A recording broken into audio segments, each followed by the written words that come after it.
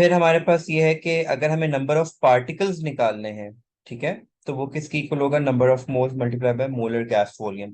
Molar gas volume किसकी equal होता है? अहमद बताएंगे। 24 डेसीमीटर क्यूब।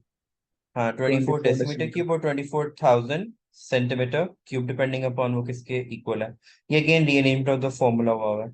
आप जब इस नोट्स को रिव्यू करेंगे you will get to know के तकरीबन सारे फॉर्मूलाज जो हैं इसके अंदर मेंशन आउट हुए हुए हैं। अगर आप ये देखें कि अगर हमें नंबर ऑफ पार्टिकल्स निकालने हैं, तो उसने यहाँ पे मैंने एग्जांपल यूज की हुई है ऑक्सीजन की, ठीक है। हमें फाइंड आउट करना है कि 16 ग्राम्स के अंदर कितने नंबर ऑफ पार्टिकल्स जो है वो प्रेजेंट है।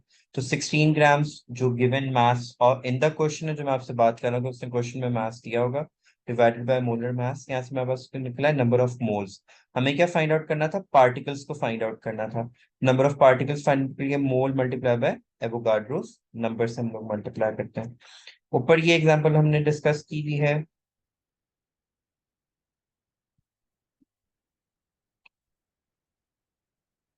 और ये तो आप सब लोगों को पता ही है ना कि 1 mole of each substance contains equal number of atoms molecule. अगर किसी का भी हम नंबर ऑफ मोल कैलकुलेट कर रहे हैं, दैट वुड मीन कि उन सारों के अंदर, फॉर एग्जाम्पल हम कह रहे हैं 1 मोल ऑफ ऑक्सीजन है, 1 मोल ऑफ हाइड्रोजन है, दैट वुड मीन कि दोनों के जो नंबर ऑफ पार्टिकल्स हैं present in each of oxygen and hydrogen, although उनके मोलर मासेस डिफरेंट होंगे। ऑक्सीजन का मोलर मास कितना होता है? 32। हाइड्रोजन का कितना होता है? 2। ऑल्दो उनके मोलर मासेस जो है, मोलर मासेस को कंफ्यूज होने की जरूरत नहीं है। मोलर मास का मतलब रिलेटिव एटॉमिक मास होता है, जो हम लोगों ने चैप्टर नंबर 2 या 3 में पढ़ा हुआ है, ठीक है। वही होता है, उसमें कंफ्यूज होने की जरूरत नहीं है। जैसे इस टेबल में भी डिस्कस हुआ हुआ है कि अगर हमारे पास हाइड्रोजन का मोलर मास कितना है, कार्बन, ऑक्सीजन, वन वन का, जस्ट 1 ग्राम का, तो उन सब के अंदर जो है ना कितने same number of particles present होंगे? दैट इज 6.02 × 10⁻³ आप इन डेफिनेशंस को प्रॉपर्ली रिव्यू कर लीजिएगा, यू विल गेट, इसमें आप लोगों को आइडिया हो जाएगा। मोलर मास कैलकुलेट करने का किस तरीके से मोलर मास कैलकुलेट करते हैं? मोलर मास किस तरीके से कैलकुलेट करते हैं? फॉर एग्जाम्पल अगर वाटर है, तो 2 hydrogen 2 × 1 plus 16 for oxygen is equal to 18। तो ये मोलर मास ऑफ वाटर आ गया हमारे पास, ठीक है। और ये 10, अब क्वेश्चन क्या था? How many grams are there in 10 moles of H2O, which means हमें फॉर्मूला को क्या रीअरेंज कैसे करेंगे? हमारे पास फॉर्मूला क्या होता है? ये mass in grams over molar mass into number of moles. अब उसने हमें नंबर ऑफ मोल्स दिए हुए हैं, मोलर मास हम हमेशा खुद कैलकुलेट करेंगे by looking from the periodic table. और उसने हमसे डिमांड क्या की हुई है कि हमें क्या उसको फाइंड आउट करके देना है? हमें उसको फाइंड आउट करके देना है मास इन ग्राम्स। हम ऊपर जाएंगे उसी पे, मोलर मास हमने निकाल लिया, वो 18 आ गया। नंबर ऑफ मोल्स उसने दिए हुए थे, फॉर्मूला को रीअरेंज किया, mass in gram is equal to mass into number of moles into molar mass, multiply किया तो 180 ग्राम्स आ गया, ठीक है। ये वो जो बेसिक नॉलेज था जो आप सब लोगों को चाहिए था, ये मैं उसके लिए एक दफा रिपीट करा रहा हूँ। जैसे अब गैसेस आ जाएंगी, तो गैसेस में हम लोगों ने हमेशा 24 DM³ की वैल्यू यूज करनी होती है। अब यहाँ पे लिखा हुआ है कि what volume would the following occupy, ठीक है। 8 ग्राम्स ऑफ हाइड्रोजन, हाइड्रोजन का मोलर मास कितना होगा? 2। हाइड्रोजन का मास कितना है उसने दिया हुआ है यहाँ पे, और इंटू 24, तो यहाँ से 96 DM³ हमारे पास आ गया, ठीक है। और फॉर्मूला भी यहाँ पे लिखा हुआ है हमारे पास, volume of gas is equals to mass over molar mass into mass of gas, ये थोड़ा सा से कटिंग हो गई है, जो मोलर मास होता है इसका, ये 24 यहाँ पे मल्टीप्लाई हुआ हुआ है, यहाँ पे दोबारा उसने इसको यहाँ पे किया हुआ। अब यहाँ पे देखो, मास इन ग्राम्स, ये बल्कि यहाँ पे आया हुआ है ये फॉर्मूला, ये mass in grams is equals to volume of gas over molar mass of gas into molar volume of gas। ये फिक्स्ड वैल्यू होती है। जो mass in grams है ये क्वेश्चन में दिया होता है, मोलर वॉल्यूम ऑफ गैस जो है वो उसके अकॉर्डिंगली ये आपके पास आ गया। अब देखिए 4 DM³ of carbon dioxide, what mass in grams with the following volume of gas occupy. अब ये 4 DM³ ऑफ कार्बन डाइऑक्साइड है, तो वो न्यूमरेटर में आ गया, नीचे ये मोलर मास आ गया। ये 44 किसको शो कर रहा है? शानजे।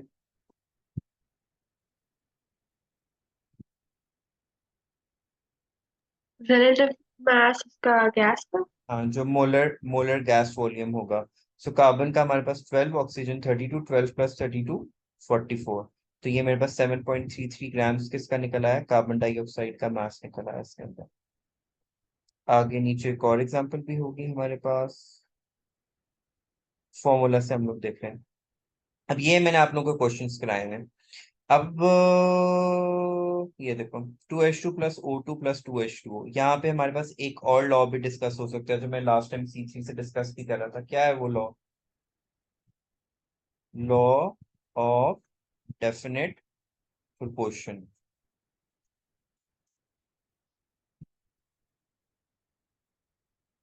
लॉ ऑफ डेफिनेट प्रोपोर्शन हमें क्या बताता है कि एक सर्टेन रेशियो के अंदर ही दो रिएक्टेंट्स जो है आपस में रिएक्ट करके प्रोडक्ट दे सकते हैं। और इसमें क्या है हमारे पास, 2:1 जब होगा तभी मेरे पास जो है वो वाटर फॉर्म होगा, अदरवाइज वाटर फॉर्म नहीं होगा। This is known as law of definite proportion. अभी रिसेंटली आप लोगों ने अमोनिया भी किया था। अमोनिया की क्या होती है इक्वेशन?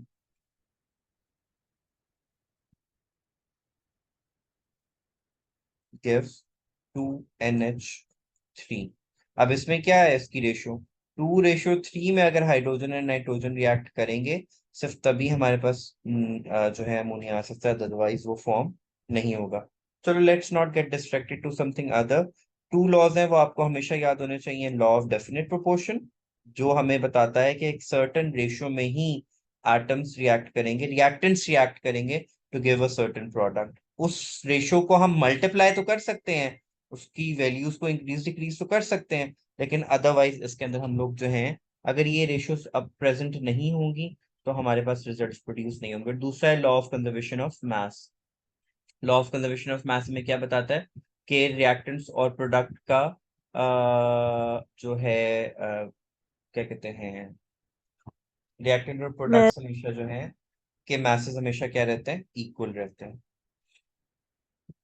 अब आ जाते हैं हम इस इक्वेशन को, इस एग्जांपल को यूज करते हुए हम लोग अपने कैलकुलेशन आते हैं। अब उसने यहाँ पे, हमने यहाँ पे मोलर मास मैंने पहले ही निकाल दिया हुआ है कि H2 का मोलर मास कितना बनेगा, 4 ग्राम्स, और ऑक्सीजन का मोलर मास कितना बनेगा, 32, और वाटर का मोलर मास कितना बन रहा है, 36 हमारे पास। ठीक है, अब आ जाते हैं क्वेश्चन के ऊपर। Calculate the mass of water produced when 0.1 gram of hydrogen Burns in excess of oxygen. मैंने क्या फाइंड आउट करना है, मास ऑफ वाटर। अब हमें इसी क्वेश्चन को अपने जहन में रखना है। वो यहाँ पे वैसे दोबारा से रीराइट भी हुई है, तो ये सारा मिट गया हुआ है। ये मैम मिशेल ने मेरे नोट्स पे ना पानी गिरा दिया था, ये सारा कुछ उतर, ये मिट गया सारा यहाँ पे। उन्हें अब दिया ही ना करें। यार मैंने खाए थे और उनसे पानी गिर गया, और अब उन्हें भी नहीं पता था कहाँ क्या चीज कैसे लिखी हुई है। अच्छा खैर, इक्वेशन है हमारे पास ऊपर प्रेजेंट, मैं यहाँ से रख लेता हूँ। सबसे पहले उसने हमें हाइड्रोजन का मास दिया हुआ था, तो हम वहां से उसके मोल्स कैलकुलेट कर लेंगे। कैसे मोल्स कैलकुलेट करते हैं मैंने अभी आप लोगों को सिखाया था, मास डिवाइडेड बाय, यहाँ पे उसने लिखा है कि जी 4 grams of H2 gives 36 grams of water, as per the equation हम जा रहे हैं। ठीक है, तो 1 ग्राम कितना देगा, 34 डिवाइड बाय 4, 9 ग्राम्स, और अगर 0.1 ग्राम्स हो गया, ये रेशियो इक्वेशन होती है, तो 0.9 ग्राम्स ऑफ वाटर फॉर्म हो जाएगा हमारे पास। दोबारा से सुन लो, 4 grams of H2 gives 36 gram of water, ये हमें इक्वेशन बता रही है। ठीक है, तो हमने कहा अगर 1 ग्राम होगा तो क्या होगा, तो रेशियो फॉर्मूलाज आपको आते हैं, 34 डिवाइडेड बाय 4 कर देंगे, तो 1 ग्राम ऑफ हाइड्रोजन कितने ग्राम्स ऑफ वाटर देगा, 9 ग्राम्स। लेकिन अगर हमारे पास 0.1 ग्राम होगा तो हम क्या करेंगे, तो 0.9 grams multiply by, sorry 9 gram 0.1, 0.9 grams of water हमारे पास आ जाएगा। और आंसर्स को चेक करने के लिए कि वेदर हमारे पास रिजल्ट्स ठीक आ रहे हैं या गलत आ रहे हैं, उसमें हमें इस चीज का ध्यान रखना है कि ऑब्वियस सी बात है कि अगर 4 ग्राम्स 36 दे रहा है तो 0.1 की वैल्यू कंपैरेटिवली क्या होगी, काफी कम होगी। तो अपने रिजल्ट्स को उसके अकॉर्डिंगली जो है हमने चेक करना है। तो ज्योमेट्री एक टर्म यूज होती है जो बेसिकली हम लोग यूज करते हैं इन ऑर्डर टू कि हमें calculations, quantitative measurement between reactants and product होती है। Study of quantitative composition of the chemical, qualitative changes that occur से नहीं है। परसेंटेज यील्ड वाले क्वेश्चंस याद है आप लोगों को? सर ये 34 कहाँ से आई है? कौन सा? वो तो 36 ग्राम ऑफ वाटर नहीं वो है? गलती यार, वो उन्होंने दोबारा रीराइट किया ना, तो उन्होंने कर दिया होगा लिखते हुए। ये अभी मैंने बताई तो है बात, अच्छा ठीक है। वो लिखते हुए उनसे हो गया होगा। ये देख रही हो ना, इंक सारी फैली हुई है नीचे तक, तो ये सब मिट चुका हुआ है, ये उन्होंने दोबारा लिखा। खैर, concept is what we are working on. हम लोग को रट्टे शट्टे तो नहीं मारे किसी भी मामले पे। अब यहाँ पे क्वेश्चन दोबारा आ गया हमारे पास, वही वाटर का आ गया। अब 1 मोल ऑफ हाइड्रोजन में कितने होते हैं? 2 ग्राम्स। 5 मोल्स में कितने होंगे? 10 ग्राम्स। और ये हमने नंबर ऑफ मोल्स से उनका जो है वो कैलकुलेशन कर लिया। वाटर का नॉर्मल मास कितना होता है? 16 प्लस 2H तो 18 ग्राम होता है। 1 मोल ऑफ वाटर कितना होता है उसका? 80 ग्राम। तो 5 मोल्स में कितने होंगे? 5 मल्टीप्लाई बाई 18 कर दिया हम लोगों ने। ये छोटी छोटी एग्जाम्पल्स हैं जो बुक में मैंने दी नहीं है, आप इनको जो है वो रिव्यू कर लीजिएगा। ये सारी एग्जाम्पल्स आप खुद से रिव्यू कर लीजिएगा, और ये आसान है, एडेड है सारी की सारी, सो दैट आप लोग उसको जो है प्रॉपरली वो कर सकें। आगे मोलर कंसंट्रेशन कैसे फाइंड आउट करते हैं? Number of moles divided by concentration. ये वो वाला क्वेश्चन तो नहीं है, बट नॉर्मली स्पीकिंग के हम उसको कैसे फाइंड करते हैं। अब आते हैं हम अपनी P4 के ऊपर।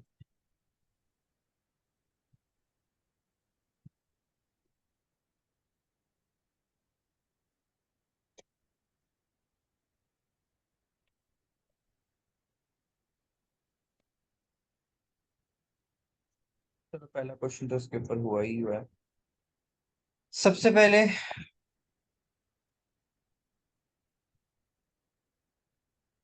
क्वेश्चन को देखते हैं। 12.16 gram of anhydrous iron sulphate was heated. किसका मास उसने हमें दिया हुआ है? इक्वेशन से हम लोग मैच करते हैं उसको। उसने हमें मास दिया हुआ है आयरन सल्फेट का, और आयरन सल्फेट है मेरे पास ये, और उसका मास कितना दिया हुआ है? 12.6 का। उसने कहा 12.6 was heated, calculate the mass of iron oxide formed। Iron oxide form का हमें मास कैलकुलेट करना है, और इसके अलावा उसने मेरे को डाटा नहीं दिया हुआ। उसने हमें आयरन सल्फेट का मोलर मास दे दिया हुआ है। अब हम सबसे पहले number of moles of iron sulphate calculate करेंगे। वो कैसे करते हैं बताइए, कौन बताएगा? नंबर ऑफ मोल्स कैसे कैलकुलेट किए जाते हैं? मास ओवर मोलर मास। जी, मास उसने कितना दिया हुआ है? 12.16, और मोलर मास कितना दिया हुआ है? 152। 12.16 डिवाइड बाई 152 करेंगे तो मेरे पास क्या आ जाएगा? 0.08 मोल्स, as mentioned here। अब हमने जाना है इक्वेशन के ऊपर। इक्वेशन में क्या है? 2FeSO4 gives Fe2O3। बाकी चीजें मैं लिख नहीं रहा क्योंकि हमने उसको यूज नहीं करना। अब हमारे पास ये जो 0.08 मोल निकला, ये अहमद आपने गौर से सुनना है, छोटे वाला अहमद, ये चीज आपको प्रॉब्लम करी। अब ये जो 0.08 मोल निकला है, ये 2 मोल्स के अगेंस्ट निकला है मेरे पास, ठीक है। On the contrary, iron oxide के कितने मोल्स प्रेजेंट है यहाँ पे? जस्ट 1। अब उसने सेकंड स्टेप में हमें नंबर ऑफ मोल्स कैलकुलेट करने को बोला, ठीक है। अब वो हमारे पास यहाँ पे है नहीं, तो हम लोग क्या कर लेंगे? 0.08 रीअरेंज करेंगे, डिवाइडेड बाय क्या हो जाएगा? 2, और आंसर क्या आ जाएगा? 0.04। ये वाले फॉर्मूलाज लगाए जाते हैं इनिशियल बेसिस में बच्चों को समझाने के लिए, वरना नॉर्मली स्ट्रेट अवे ये 2 है, ये 1 है, तो हमारे पास जो आंसर आया होगा उसको डिवाइडेड बाय 2 कर देंगे। अगर ये 2 होता, ये 1 होता, तो मल्टीप्लाई बाय 2 करते थे। तो ये इस तरह की कुछ चीजें होती हैं जो विद प्रैक्टिस आपके साथ हाथ में सेट हो जाएंगी। अच्छा जी, अब आ जाओ। हमारे पास number of moles of iron oxide आ गया है 0.04, ठीक हो गया। अब हमने मास कैलकुलेट करना है। अभी तो ये तो हमने 162 से कैलकुलेट कर लिया उसके मोलर मास से। आयरन 2Fe प्लस 3O, जो भी आयरन का मास बनेगा ऑक्सीजन का तो